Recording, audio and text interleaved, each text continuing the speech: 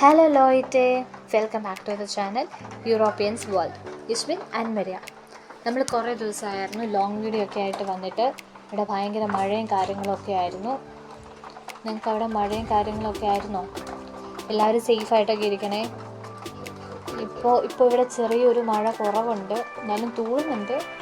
ഒരു ചെറിയ ഗ്യാപ്പ് കിട്ടിയപ്പോൾ നമ്മൾ ഒത്തിരി ദിവസമായിട്ട് ഒരു 3-4 ദിവസമായി നമ്മൾ ലോങ് വീഡിയോ ആയിട്ട് വന്നിട്ട് നമ്മൾ ഷോർട്സും കാര്യങ്ങളൊക്കെ ഡെയിലി അപ്ലോഡ് ചെയ്യുന്നുണ്ട്. ഇന്ന് നമ്മൾ ഒരു കുഞ്ഞ് ഗ്രാമാറ്റിക് പോർഷൻ എടുക്കാമെന്ന് വിചാരിച്ചാണ് ഇന്നത്തെ വീഡിയോ നമ്മൾ ചെയ്യുന്നത്. അതുപോലെ നമ്മുടെ ചാനൽ ആദ്യമായിട്ടാണ് കാണണമെങ്കിൽ നമ്മുടെ ചാനലൊന്ന് സബ്സ്ക്രൈബ് ചെയ്യുക, ലൈക്ക് ചെയ്യുക, ഷെയർ ചെയ്യുക. അതുപോലെ ബെല്ലൈക്കൺ ഒന്ന് അനേബിൾ ചെയ്ത് കൊടുത്ത് ഓൾ എന്ന ബട്ടൺ പ്രസ് ചെയ്ത് കൊടുത്തു കഴിഞ്ഞാൽ ഞാനിടുന്ന വീഡിയോസിൻ്റെ നോട്ടിഫിക്കേഷനും കാര്യങ്ങളൊക്കെ നിങ്ങൾക്ക് കിട്ടുന്നതായിരിക്കും. അതുപോലെ നിങ്ങളുടെ ജർമ്മൻ പഠിക്കുന്ന കൂട്ടുകാരോ റിലേറ്റീവ്സോ ആരെങ്കിലുമൊക്കെ ഉണ്ടെങ്കിൽ അവർക്ക് നമ്മുടെ വീഡിയോയോ ഒക്കെ ഒന്ന് അയച്ചു കൊടുത്തു കഴിഞ്ഞാൽ അവർക്കും ഭയങ്കര യൂസ്ഫുൾ ആയിരിക്കും. കാരണം നമ്മൾ ഇതിനകത്ത് A1 to B2 ലെവലിലെ ഗ്രാമാറ്റിക് പോർഷൻസും വൊക്കാബുലറീസും ഒക്കെ വീഡിയോ ആയിട്ട് ചെയ്ത് അപ്ലോഡ് ചെയ്യുന്നതായിരിക്കും. അതുപോലെ അതുകൊണ്ട് നമ്മുടെ ലാംഗ്വേജ് ഇമ്പ്രൂവ് ചെയ്യാനും അതുപോലെ ഗ്രാമാറ്റിക് ക്ലാസ്സിൽ പഠിപ്പിക്കുന്ന കാര്യങ്ങളൊന്നും മനസ്സിലായില്ലെങ്കിൽ എന്തെങ്കിലും ഡൗട്ടും കാര്യങ്ങളൊക്കെ ഉണ്ടെങ്കിൽ നമ്മൾ സാധാരണക്കാർക്ക് മനസ്സിലാവുന്ന പോലെയാണ് നമ്മൾ ഇത് വീഡിയോ ചെയ്തിടുന്നത്. അപ്പോൾ പെട്ടെന്ന് ക്യാച്ചപ്പ് ചെയ്യാനൊക്കെ പറ്റും കേട്ടോ. അത് കാരണം നിങ്ങൾ നമ്മളെ മാക്സിമം ഒന്ന് സപ്പോർട്ട് ചെയ്യുക.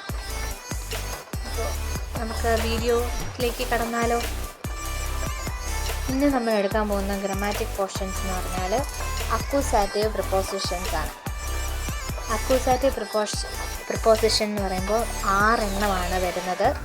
അതിലൊന്നാമത്തേത് ഗേഗൻ, എഗെയിൻസ്റ്റ് അല്ലെങ്കിൽ ടുവേർഡ്സ് എന്നാണ് മീനിങ് വരുന്ന ഗേൻ. രണ്ടാമത്തേത് വിത്തൗട്ട് എന്ന മീനിങ് വരുന്ന ഓണെ. മൂന്നാമത്തേത് ത്രൂ എന്നർത്ഥം വരുന്ന ഡുർഗ്. നാലാമത്തേത് ഫോർ എന്നർത്ഥം വരുന്ന ഫ്യൂർ. അഞ്ചാമത്തേത് അറ്റ് അല്ലെങ്കിൽ എറൗണ്ട് എന്നർത്ഥം വരുന്ന ആറാമത്തേത് വരെ എന്നർത്ഥം വരുന്ന ബിസ്.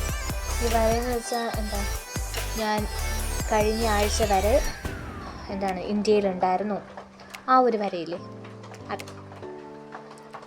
അപ്പം ഈ 6 എണ്ണമാണ് നമ്മുടെ അക്യൂസാറ്റീവ് പ്രൊപ്പോസിഷൻസ് എന്ന് പറയുന്നത്. ഇത് പഠിക്കാൻ എളുപ്പത്തിൽ നമ്മൾ ഗോഡ് ഫൂസ് എന്ന് പറയും. അതായത് എല്ലാത്തിൻ്റെയും ആദ്യത്തെ ലെറ്റർ വെച്ചിട്ട് നമ്മൾ കോഡ് ഉണ്ടാക്കത്തില്ലേ, അതുപോലെ തന്നെ ഞങ്ങൾ പഠിക്കുന്ന ടൈമിൽ മിസ്സുമാർ ഞങ്ങൾക്ക് പറഞ്ഞു തന്നാണിത്.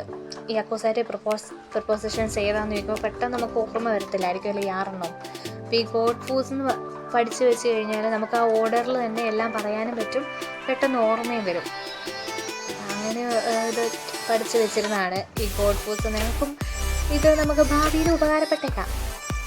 കാരണം നമ്മൾ ജർമ്മൻ പഠിക്കാൻ നമ്മൾ സംസാരിക്കാൻ നമുക്ക് ഈ വാക്കുകളൊക്കെ ആവശ്യമാണല്ലോ. ഇനി നമ്മൾ ഇതിൻ്റെ ഓരോ എക്സാമ്പിൾസാണ്, ഒത്തിരി ഒന്നുമില്ല, ഓരോ എക്സാമ്പിൾസ് വെച്ചാണ് നമ്മൾ നോക്കാൻ പോകുന്നത് എല്ലാത്തിൻ്റെയും. ഈ 6 എണ്ണത്തിൻ്റെ ഓരോ എക്സാമ്പിൾ അത് നമ്മുടെ സെൻറ്റൻസിൽ വരുമ്പോൾ അതെങ്ങനെയാണ് യൂസ് ചെയ്യുന്നതെന്നൊക്കെയാണ് നമ്മൾ എക്സാമ്പിളായിട്ട് നോക്കാൻ പോകുന്നത്. അപ്പോൾ നമുക്ക് നോക്കിയാലോ. നമ്മൾ ഓർഡർ അനുസരിച്ചാണ് നോക്കാൻ പോകുന്നത്. ആദ്യം തന്നെ നമുക്ക് ഗേൻ്റെ നോക്കാം. മൈനെ മുട്ടർ കൊംറ്റ് ഗേൻ 14 ഉവർ. എൻ്റെ അമ്മ 14 മണി ആകുമ്പോഴാണ് വരുന്നത്.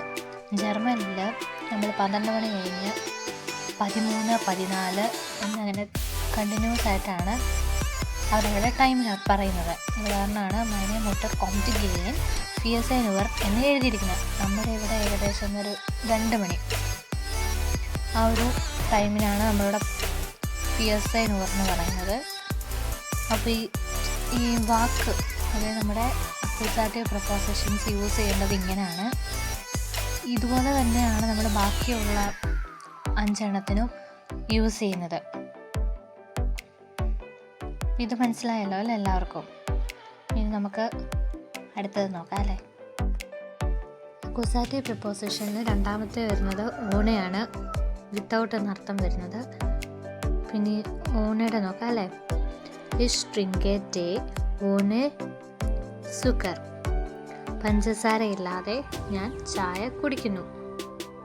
വിത്തൗട്ട് എന്ന് മീനിങ് വരുന്ന കാരണം ആ ഒരു റിലേറ്റഡ് ആയിട്ടുള്ള ഒരു സെൻറ്റൻസ് ആണ് നമ്മൾ എഴുതിയിരിക്കുന്നത്. ഇഷ് ഡ്രിങ്ക് ഓണെ സുക്കർ. പഞ്ചസാര ഇല്ലാതെ ഞാൻ ചായ കുടിക്കുന്നു. ഇത് എന്താ ഞാൻ തന്നെ എഴുതി, അതായത് എന്നെ പഠിപ്പിച്ച സമയത്തെയൊക്കെ വെച്ച് നോട്ടും കാര്യങ്ങളൊക്കെ നോക്കി ഞാൻ തന്നെ പ്രിപ്പയർ ചെയ്യുന്ന സാധനമാണ്. അപ്പോൾ നിങ്ങൾക്ക് മനസ്സിലായെന്ന് ഞാൻ വിശ്വസിക്കുന്നു. മൂന്നാമത്തേതിലോട്ട് പോവാം അല്ലേ. അടുത്തത് ഡു ഹാർഡ്. ഇതിൽ നമ്മൾ അക്കൂസാറ്റീവ് പ്രപ്പോസിഷൻസ് എത്രണ്ണമാണ് ഏതൊക്കെയാണെന്ന് പഠിച്ചിരുന്നാൽ മതി. ഇത് ഞാൻ വെറുതെ എക്സാമ്പിൾ ഇത് എങ്ങനെയൊക്കെയാണ് സെൻറ്റൻസിൽ ചേർക്കുന്നതെന്ന് പറയാൻ വേണ്ടി മാത്രമാണ് ഞാൻ ഈ എക്സാമ്പിളൂടെ കൂട്ടിച്ചേർത്തത്.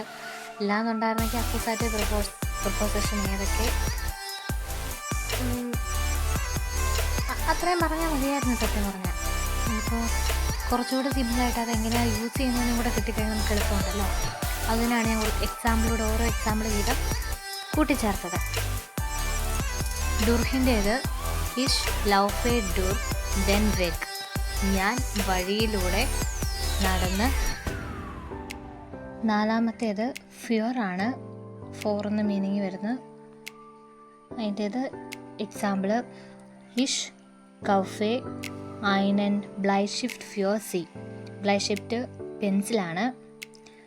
ഞാൻ അവർക്കു വേണ്ടി ഒരു പെൻസിൽ.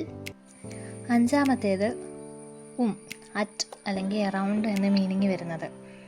അതിൻ്റെ zum Beispiel die Katze läuft die Ecke. പൂച്ച മൂലയ്ക്ക് ചുറ്റും നടന്നു അല്ലെങ്കിൽ കോർണറിന് ചുറ്റും നടന്നു. ആ ഒരു മീനിങ് വരുന്നത്. അക്കൂസാറ്റീവ് പ്രപ്പോസിഷനകത്ത് ലാസ്റ്റ് ബിസ് വരെ എന്നർത്ഥം വരുന്നത്. അതിൻ്റെ zum Beispiel wir hatten bis letzte Woche Schnee. ഞങ്ങൾക്ക് ലാസ്റ്റ് വീക്ക് വരെ മഞ്ഞുണ്ടായിരുന്നു എന്ന മീനിങ് വരുന്നത്. അപ്പോൾ ഇന്നത്തെ നമ്മുടെ വീഡിയോ ഇത്രയേ ഉള്ളൂ. എല്ലാവരും നമ്മളെ സപ്പോർട്ട് ചെയ്യുക. വീഡിയോ ഇഷ്ടപ്പെട്ടാൽ ലൈക്ക് ചെയ്യുക, ഷെയർ ചെയ്യുക, സബ്സ്ക്രൈബ് ചെയ്യുക. പിന്നെ അടുത്തൊരു ഇതുപോലെ ഒരു ഗ്രാമാറ്റിക് വീഡിയോ അല്ലെങ്കിൽ ഒരു യൂസ്ഫുൾ വീഡിയോ ആയിട്ട് വരുന്നത് വരെ എല്ലാവർക്കും ചൂസ്.